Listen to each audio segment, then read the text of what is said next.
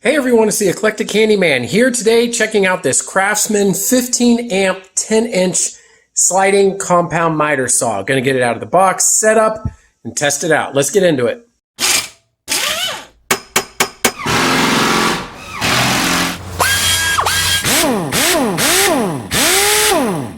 Alright, before we get into the new Craftsman saw, I wanted to show Old Trusty that I've had for 15 years here as a homeowner. I got this from Harbor Freight for around $60 with a coupon back in the day. I believe this is a Chicago Electric. It is a 10-inch compound miter saw. It is not sliding like the new one. So this is great for cutting trim and crown molding and things like that. And even these 1x6s if you're just coming straight across on the face. But if you make a beveled cut, say at a 45-degree angle, what ends up happening is the guard will get in the way. It doesn't even matter, even if you didn't have a guard. This saw is just not big enough to make that cut. I'll go ahead and show you what I'm talking about.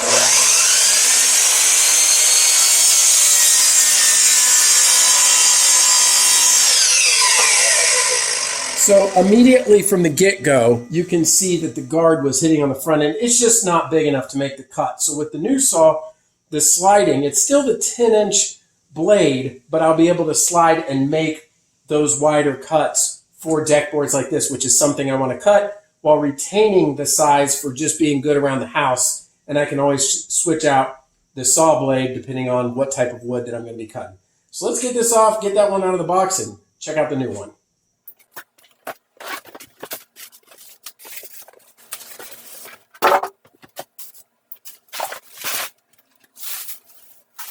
Alright, so very little assembly that I'm going to have to do here, and I especially like the handle for portability. That makes it super nice. It's got the clamp, the dust catch, and the instruction manual. Get that piece of styrofoam out there, get this mounted to the table, and let's try it out.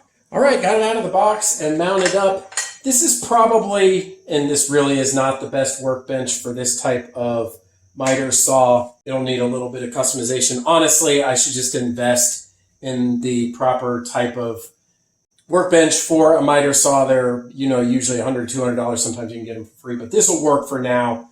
And so let me highlight some of the features on the saw. All right, because there's a lot of bells and whistles on here that I didn't have previously. First of all, we've got it in the lock position. There's a locking pin on the left-hand side that'll release the saw. We have the miter here adjustment. So if you turn this to the left, and then there is a tab on the bottom, and you can change the miter. And I like that it's got stops, 31.6, 22.5, 15 degrees, 0 degrees. That's fantastic. On my previous one, you just had to kind of adjust it and get it in there. I like the stops, and you can see them notched out at the bottom. Some of the other things, we've got the sliding and adjustable fence. I did not have that before.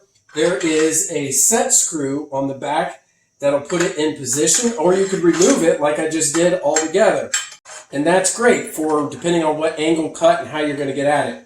It's got these retractable arms here for distributing the weight of the wood and bracing it right here, so that's pretty nice. Usually when it's on the bench like this and it's not portable, I just leave these extended. Of course, we have the bevel adjustment, which is on the back, so we can make the degree that we need of bevel. It goes all the way to 48 degrees and back to 0. Can tighten that back down. It's got a dust bag on the back. Also on here, one other thing, there is a depth height adjustment. So if you're not making a full cut and you're trying to notch or something like that, you have the adjustment right here. One of the cool things too, this has the shadow cut line. My old saw didn't have anything. It was a pencil mark and you just made the cut old fashioned. I missed the entire generation of red LED light, but the shadow cut line is the best. We'll see that when we get a piece of wood on there to be able to cut that.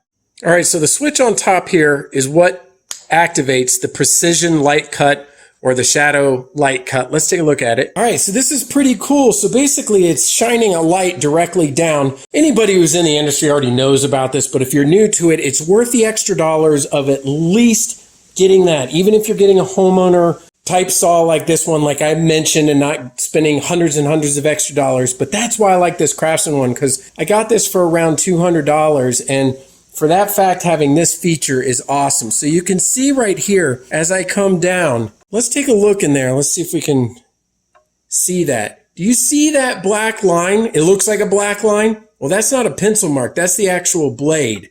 And that is the line where I'll be cutting. And so it's much more precise. It's not prone to some of the issues with the red laser that was used, the past 2 decades, and got a lot of criticism about it. So if you do have your mark, you can line that shadow up with it, and then you can make your cut. It also has the sliding mechanism. There is a lock on the back, so I can come down and you can slide through and make that cut. This is the power right here to engage and make a cut. Everything else, this is just a great homeowner option.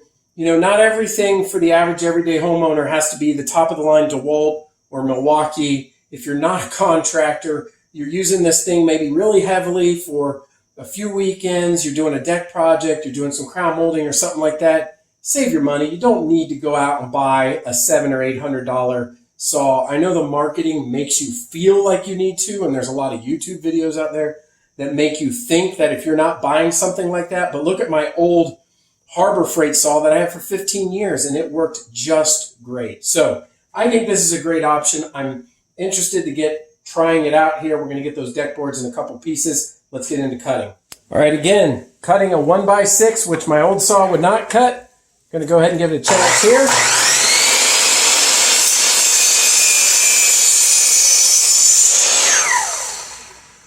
Oh my goodness, that's like butter. That is so easy to cut. Now granted, I think on my old saw, it was really overdue for a new blade, but this is excellent. Now, one thing I do need to do, I just want to make sure if anybody's watching, I do need to square the miter and the bevel stops and make sure that everything is in alignment exactly as it's supposed to be, because, I can already tell right here, and it's probably difficult to see, but this wasn't a perfectly straight cut.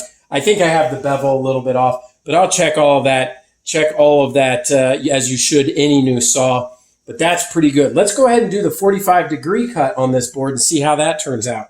All right, so for this one, definitely going to have to remove that fence, get the wood in there, secure the piece, and let's see how this one does.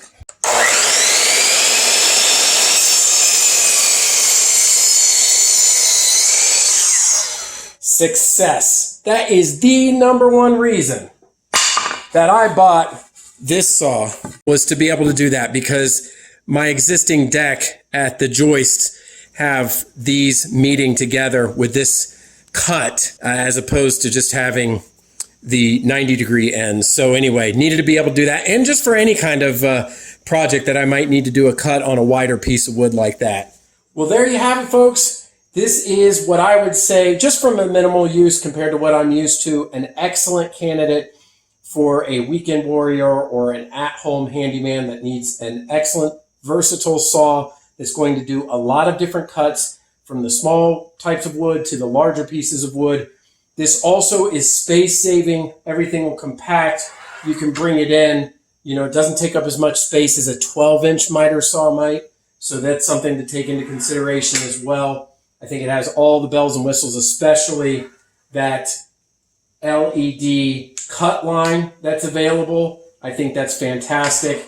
Really, really nice. I'm happy, of course, to be back in the Craftsman lineup.